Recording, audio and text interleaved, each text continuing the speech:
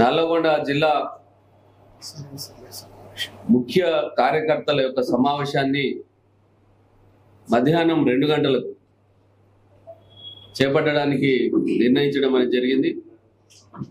అయితే దీక్ష దివాస్ సంబంధించి అన్ని జిల్లాలకు రాష్ట్ర పార్టీ నుండి ఏవైతే ఇన్ఛార్జీలను నియామకం చేసిరో ఈ నల్లగొండ జిల్లాకు మహబూబ్ నగర్ మాజీ పార్లమెంట్ సభ్యులు శ్రీనివాస్ రెడ్డి గారు, అదేవిధంగా ఉమ్మడి నల్లగొండ జిల్లా అభివృద్ధి ప్రదాత మాజీ మంత్రివర్యులు సూర్యాపేట శాసనసభ్యులు జగదీష్ రెడ్డి గారు ఎల్లుండి అంటే 26వ తేదీ నాడు మధ్యాహ్నం 2 గంటలకు ఈ సమావేశాన్ని ముఖ్య అతిథులుగా విచ్చేస్తున్నారు.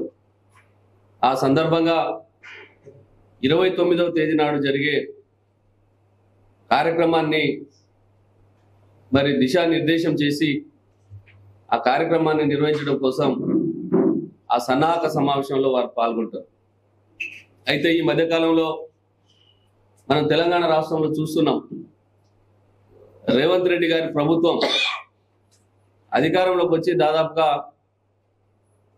సంవత్సర కాలం పూర్తి కావస్తా ఉన్నది. తెలంగాణ ప్రజల్ని మోసం చేసి 6 గ్యారెంటీల మీద 420 హామీల మీద అధికారాన్ని చేపట్టిరో వాటిని పూర్తి చేయకపోగా గతంలో మా ప్రభుత్వం కేసీఆర్ గారి యొక్క నాయకత్వంలో ఏదైతే పేద ప్రజలకు, రైతులకు, వ్యవసాయ కూలీలకు, విద్యార్థులకు, మహిళలకు మరి ఏదైతే కార్యక్రమాలను అందిస్తున్నామో వాటన్నిటిని కూడా ఆపుదల చేసి పేద ప్రజల మీద కక్ష కట్టినట్టుగా వారి యొక్క ప్రభుత్వ పరిపాలన కొనసాగిస్తూ ఉన్నారు. ముఖ్యంగా ఈ మధ్యకాలంలో చూస్తున్నాం, కొడంగల్ నియోజకవర్గం ముఖ్యమంత్రి గారి యొక్క సొంత నియోజకవర్గం, అక్కడ ఏం జరుగుతూ ఉన్నది? లగచెర్ల అనే ఒక తాండా, అదేవిధంగా పులిచెర్లకుంట అనే ఒక గ్రామం, రోడ్డిబండ తండా, ఇలాగా 2-3 తండాలు, 2 గ్రామాలు, దాదాపుగా 1300 ఎకరాల భూమిని పేద గిరిజనుల యొక్క భూములు, అదేవిధంగా దళితుల యొక్క భూములు, బలహీన వర్గాల వారికి సంబంధించిన భూముల్ని బలవంతంగా లాక్కొని ఒక ఫార్మా విలేజ్ని ఏర్పాటు చేయాలని ఒక ఆలోచనతో రేవంత్ రెడ్డి గారు దుర్మార్గంగా బలవంతంగా అక్కడ ఉండే పేద ప్రజలు వద్దన్నా కాదన్నా గత 10 నెలలుగా వారు నిరసన తెలియజేస్తా ఉన్నా బలవంతంగా వారి భూములు లాక్కోవడానికి ప్రయత్నం చేస్తా ఉన్నారు. అక్కడ ఉండే గిరిజనుల మీద అటెంప్ట్ మర్డర్ కేసులు, ఉద్యోగుల యొక్క ఉద్యోగానికి ఆటంకం కలిగించాలనే నెపంతో మరి దుర్మార్గంగా దాదాపుగా 21 మంది గిరిజన, దళిత, బలహీన వర్గాలకు సంబంధించిన రైతుల్ని గత 10 రోజులుగా సంగారెడ్డి జైల్లో ఉంచడం అనేది జరిగింది. దాని మీద బీఆర్ఎస్ పార్టీగా అక్కడుండే ఆ పేదవాళ్ళ భూముల్ని కాపాడుకోవడం కోసం వారికి అండగా నిలబడ్డ మా మాజీ శాసనసభ్యులు, ఆ నియోజకవర్గ ఇన్ఛార్జ్ గారు పట్నం నరేందర్ రెడ్డి గారిని కూడా మరి జైల్లో పెట్టడం అనేది జరిగింది. ఈ రకంగా దుర్మార్గంగా గిరిజనులను అణచివేసే కార్యక్రమం, దళితులు, బలహీన వర్గాలకు సంబంధించిన వారి యొక్క భూముల్ని బలవంతంగా లాక్కునే కార్యక్రమం ఏదైతే చేస్తున్నారో దానికి వ్యతిరేకంగా ఇప్పటికే బీఆర్ఎస్ పార్టీ వారికి మద్దతుగా నిలబడ్డది. జాతీయ స్థాయిలో కూడా మానవ హక్కుల కమిషన్ ని కలిసినాం, మహిళా కమిషన్ ని కలిసినాం, గిరిజన కమిషన్ కూడా కలిసినాం. అదేవిధంగా వారికి ఎక్కడైతే నష్టం జరుగుతుందో వారిని కాపాడగలిగిన చట్ట పరిధిలో ఉండే కమిషన్లన్నింటినీ కూడా కలిసి రాష్ట్ర స్థాయిలో కూడా ఆ కమిషన్లన్నింటినీ కూడా కలవడం అనేది జరిగింది. కానీ దురదృష్టం ఇప్పటి వరకు వారికి ఎలాంటి న్యాయం జరగకపోగా రేవంత్ రెడ్డి గారు మాట్లాడుతూ ఉన్నారు, తొండలు గుడ్లు పెట్టలేని భూములలో నేనేదో అభివృద్ధి చేద్దాం అనుకుంటే బీఆర్ఎస్ పార్టీ వాళ్ళు కుట్రబన్ని మా మీద మా అధికారుల మీద దాడి చేస్తున్నారని. అక్కడ దాడి చేసిన వాళ్ళు ఒక బీఆర్ఎస్ పార్టీ వారు గారు. గొడవ పడ్డది, లేకపోతే మా భూములు లాక్కోవద్దని అడిగింది అన్ని రకాల పార్టీల వాళ్ళు ఉన్నారు, అన్ని కులాలకు సంబంధించిన వాళ్ళు ఉన్నారు. కానీ కేవలం ఒక రాజకీయ కక్షతో బీఆర్ఎస్ పార్టీ సానుభూతి పరులను మాత్రమే జైల్లో పెట్టిర్రు. వాళ్ళని భయభ్రాంతులకు గురి చేసి భూములు లాక్కోవాలని ఒక దుర్మార్గమైన ప్రయత్నం చేస్తున్నారు. దానికి ఈ రాష్ట్రంలో ఉండే గిరిజన సంఘాలన్నీ కూడా మరి వారు కూడా మరి మా గిరిజనులకు అన్యాయం జరుగుతుంది, మేము సభ పెట్టుకుంటాం, లేక బీఆర్ఎస్ పార్టీ నాయకుల యొక్క సహకారం తీసుకుంటామంటే మహబూబాబాద్లో మొన్న ఒక సభ ఏర్పాటు చేసుకుంటే దానికి పర్మిషన్ ఇవ్వకుండా పేద గిరిజనులు, నోరు లేని గిరిజనులని ఇబ్బందులు పాలు చేయడానికి ప్రయత్నం చేస్తూ ఉన్నారు. అంటే ఈ రకంగా ఒకటే కాదు, అన్ని వర్గాల ప్రజలు ఈరోజు రైతు బంధు పేరు మీద వచ్చే ఆ రైతు భరోసా పేరు చెప్పుకునే అది ఉన్నారు. ఎక్కడికి పోయినా ఉత్సవాల్లో ఏం మాట్లాడుతున్నారో ఏం జరుగుతుందో మనం అందరం చూస్తున్నాం. రైతులు తిరగబడుతున్నారు, ప్రజలు గట్టిగా ప్రశ్నిస్తూ ఉన్నారు, 6 గ్యారెంటీలు ఏమైందని అడుగుతా ఉన్నారు. ఆ సభలన్నీ కూడా వెలవెలబోతున్నాయి, ఎవరు కూడా పోయే పరిస్థితి లేదు.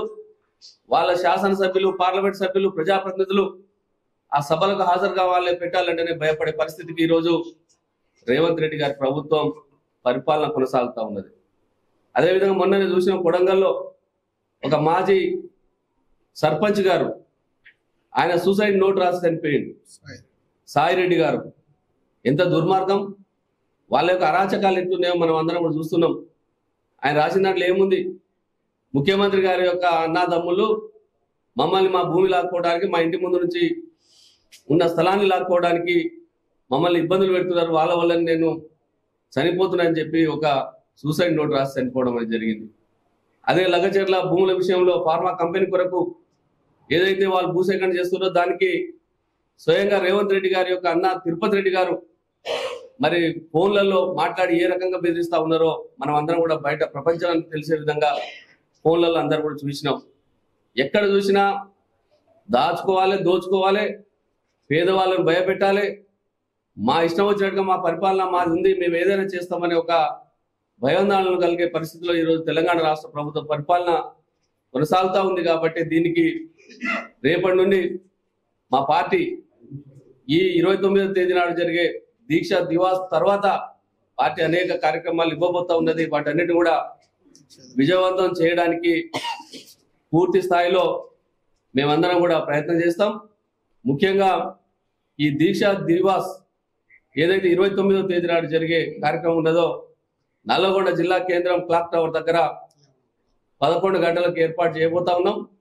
దానికి సంబంధించిన ఏర్పాట్ల కొరకు ఎల్లుండి 26వ తేదీ నాడు సన్నాహక ముఖ్య కార్యకర్తల సన్నాహక సమావేశం మరి ప్రతి మండలం నుంచి కూడా మా ఎంపీపీలు, జడ్పీటీసీలు, మాజీలు, సింగిల్ విండో చైర్మన్లు, మండల పార్టీ అధ్యక్షులు, మండల పార్టీ ప్రధాన కార్యదర్శులు, ఎవరైతే మండల స్థాయి ముఖ్యులు ఉన్నారో వారందరినీ కూడా పిలిచి ఆ సన్నాహక సమావేశం ఏర్పాటు చేసి ఆ 29వ తేదీ నాడు జరిగే దీక్షా దివాస్ను విజయవంతం చేయడం కోసం, కార్యక్రమాన్ని చేపట్టడం కోసం అందరూ కూడా కదిలి రావాలని చెప్పి పిలుపునివ్వడానికి ఈరోజు మీ అందరితో కూడా కలిసి మాట్లాడే అవకాశం కలిగింది. తప్పకుండా మా నాయకులందరూ కూడా ఆ ఏర్పాట్లను పూర్తి చేసుకుని ముందుకు పోతామని చెప్పి ఈ సందర్భంగా తెలియజేస్తా ఉన్నాం. రేపు గత 15 సంవత్సరాల క్రితం కేసీఆర్ సచ్చుడో తెలంగాణ వచ్చుడో అనే నినాదంతో కరీంనగర్లో బయలుదేరి సిద్దిపేటలో మరి అరెస్ట్ చేసి పెద్ద ఎత్తున మరి దీక్షను భగ్నం చేసే విధంగా కేసీఆర్ గారిని అడ్డుకోవడం జరిగింది. మనందరికీ తెలుసు.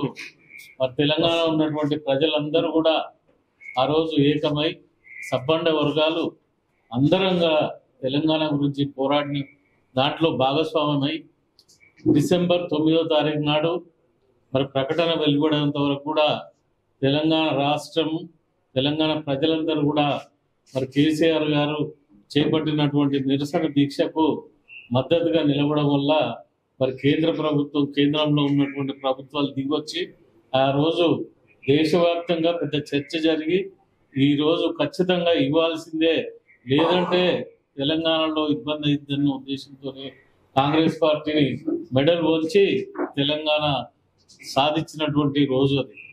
డిసెంబర్ 9వ తారీఖు తెలంగాణ రాష్ట్ర అంటే అవతరణ కావడానికి అదొక నాంది. ఆ రోజు ఆయన ప్రాణాలు పణంగా పెట్టి తెలంగాణ సాధించకపోతే ఇవాళ తెలంగాణ వచ్చేది కాదు. మరి వచ్చిన తెలంగాణను మనందరికీ తెలుసు, గత 10 సంవత్సరాలు తెలంగాణ రాష్ట్రాన్ని కంటికి రెప్పలాగా కాపాడినటువంటి వ్యక్తి మన కేసీఆర్ గారు.